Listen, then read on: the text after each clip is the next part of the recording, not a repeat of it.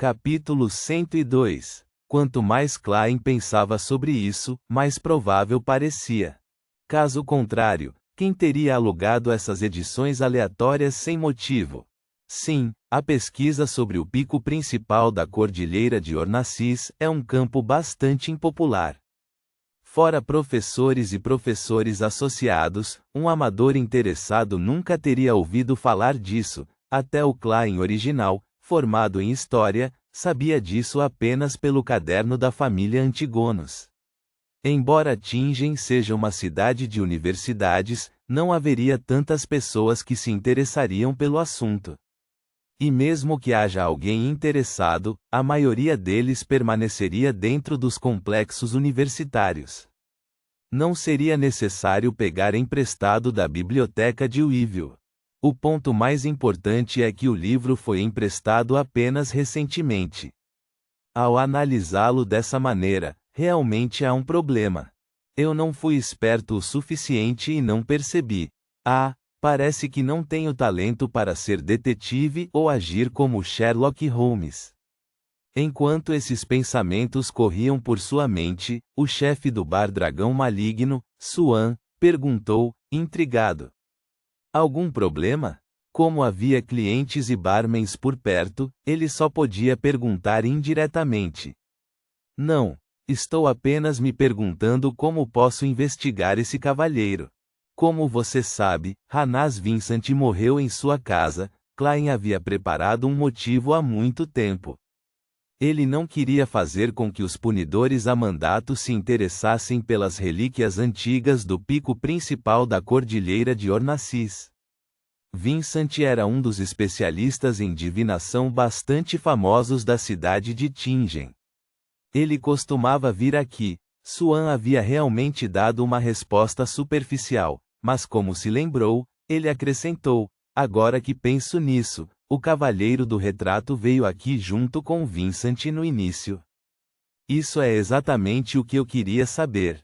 Você se lembra do nome dele? Pressionou Klein imediatamente. Suan balançou a cabeça e riu. Eu não peço o nome ou a identidade dos meus clientes, a menos que eu os conheça, como o velho Neil. Tudo bem então. Klein deliberadamente fez um olhar triste. Para ele, não importava se Suan sabia ou não, porque ele poderia verificar na biblioteca de Weevil.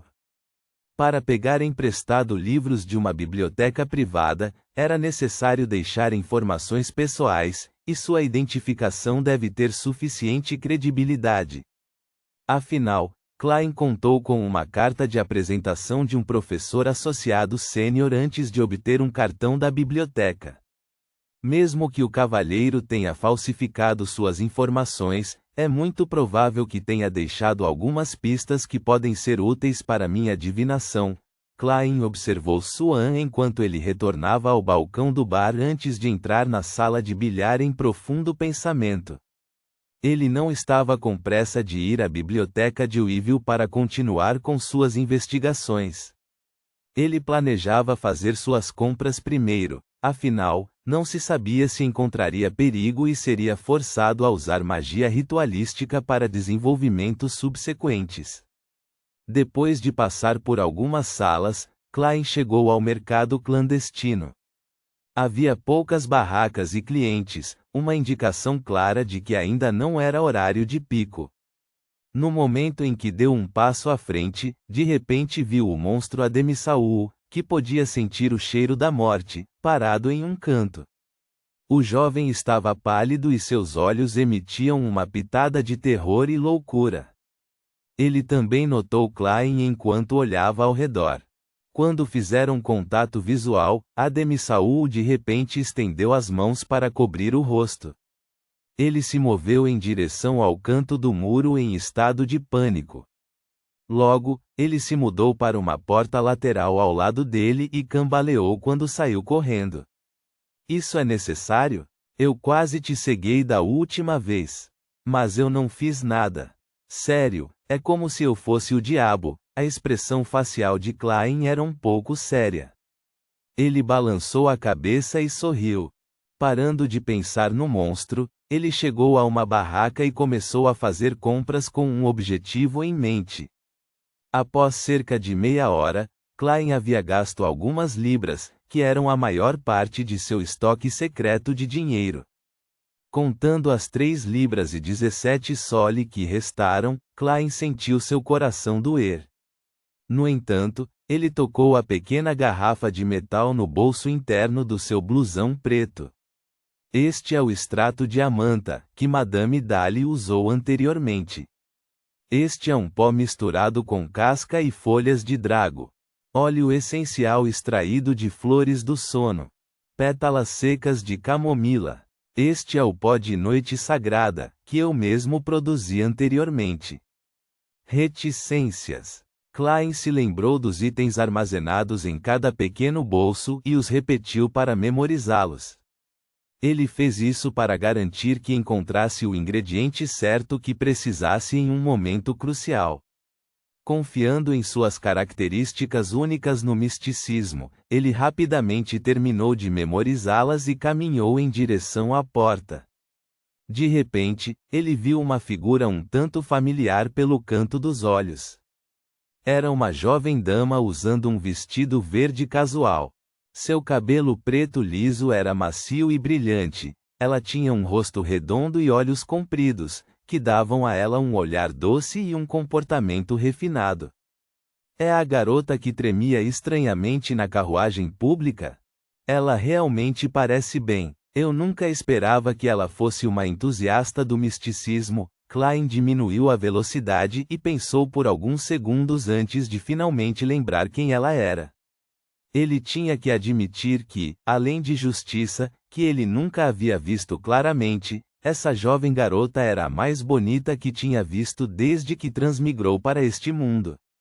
A menina doce e refinada estava diante de uma barraca que vendia livros de misticismo e, em uma quebra de etiqueta, ajoelhou-se para esfregar os dedos em um livro antigo, encadernado com uma capa dura preta. A capa do livro tinha as palavras, Livro das Bruxas, em Hermes. Ele registra a magia negra das bruxas. Embora não tenha ousado experimentá-las, alguém que eu conheço tentou e realmente funcionou. O vendedor aproveitou a oportunidade para promover o livro. A bela dama pensou e perguntou: para você, como uma bruxa parece? Uma bruxa? Uma pessoa má que traz calamidades, doenças e dores, respondeu o vendedor, depois de pensar um pouco. Klein não ouviu a conversa porque já havia saído da entrada da frente. Ele estava com pressa para ir à biblioteca de Weevil para resolver tudo antes de voltar para casa e preparar o jantar para seus irmãos. Sopa de rabada de tomate estava no menu. Backlund, Jockey Club.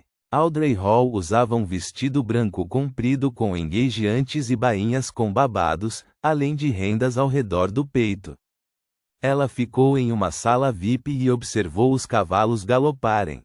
Ela usava um chapéu com véu decorado com fitas azuis e flores de seda e um par de luvas de arrastão de cor clara. Seu olhar frio e distante parecia inadequado no local movimentado. No momento em que o cavalo de corrida passava pela fita, seu amigo, Visconde Glan, se aproximou e disse com uma voz reprimida: Audrey, toda vez que a vejo, você está linda de um ângulo diferente. Como posso ajudá-lo? No passado, Audrey podia ter se deliciado com o elogio do jovem, mas agora ela podia ver as segundas intenções de Glan através de sua fala e atitude. Devido ao falecimento precoce do pai de Glan, ele herdou seu título de nobreza aos 20 anos. Ele era um jovem rapaz um tanto quanto magro. Ele olhou para a esquerda e para a direita e depois riu baixinho ao dizer: Audrey, eu conheço um Beyonder de verdade, um Beyonder que não pertence à família real.